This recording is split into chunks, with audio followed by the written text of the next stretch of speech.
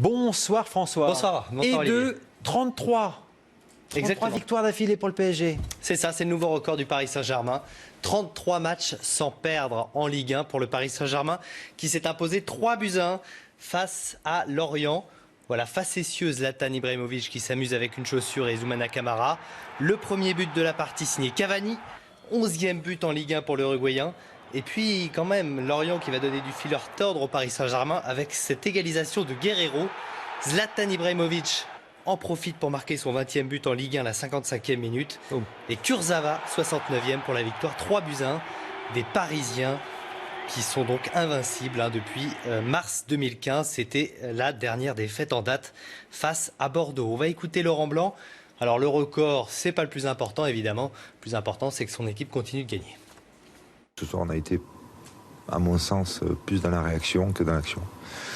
Donc voilà, on est content parce qu'on a battu ce record-là. On a pris 3 points, ce qui était prévu, puisqu'on avait préparé de gagner ce match-là. Mais je pense que Lorient a bien joué. Voilà, ça n'a pas été un grand match de notre part.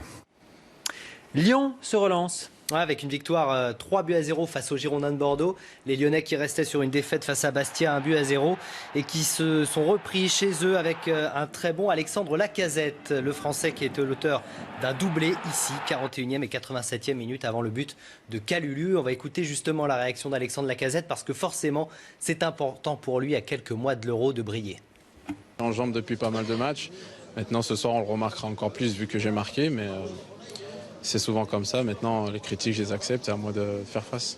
Après, je sais que l'Euro, ça passera par de très bonnes performances en équipe, d'être compétent sur le terrain, complet et de marquer. Donc, c'est à moi de remplir toutes ces tâches. Et puis on va voir les résultats complets de cette 24e journée. En attendant le dernier match, ça sera demain entre Rennes et Saint-Etienne. Que des victoires à domicile, c'est à noter ce soir avec la victoire de Lille face à Caen. Guingamp qui s'impose facilement face à 3, 4-0. Nantes bat le Gazélec d'Ajaccio 3-1. Reims face à Angers 2-1 pour les Rémois. Au classement, le Paris Saint-Germain domine donc toujours l'AS Monaco de 24 points. Nice 3e éjecte Angers du podium.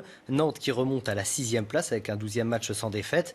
Lyon est désormais à 6 points du podium et dans la deuxième partie du tableau, c'est Montpellier qui se retrouve à nouveau dans la zone de relégation puisque Reims sort de cette zone et c'est de plus en plus compliqué pour Toulouse qui a 6 points du premier non relégable.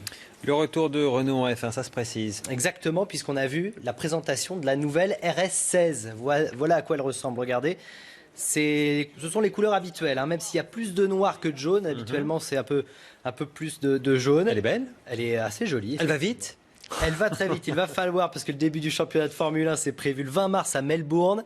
Les deux pilotes seront les Anglais Joyner Palmer et le Danois Kevin Magnussen.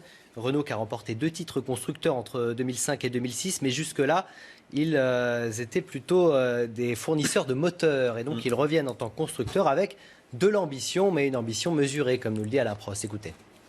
Les ambitions sont naturellement et heureusement d'ailleurs mesurées pour en tout cas au moins la première année, peut-être même les 2 premières années, parce qu'il n'y a rien de pire qu'un objectif pas réaliste. Donc c'est impossible que cette équipe puisse être champion du monde par exemple en 2016. Et on verra comment ça se passe. Vous savez, là maintenant c'est au début d'une histoire et on dira des choses peut-être différentes dans 2 mois, dans 3 mois. On parle de voile, présentation du Vendée Globe aujourd'hui. Oui, alors pourtant on est à 277 jours exactement du départ, dans 9 mois, le 6 novembre, départ de cette course autour du monde en solitaire, sans escale et sans assistance. Les 31 skippers qui seront au départ vont tenter de succéder à François Gabard, le dernier vainqueur. C'est la 8e édition de cet événement sur les mers et il y avait notamment Armel Lecléache qui avait terminé 2 fois 2e. Il espère que cette fois sera la bonne, mais écoutez, comme il parle du Vendée Globe, pour vous montrer à quel point c'est important pour les skippers.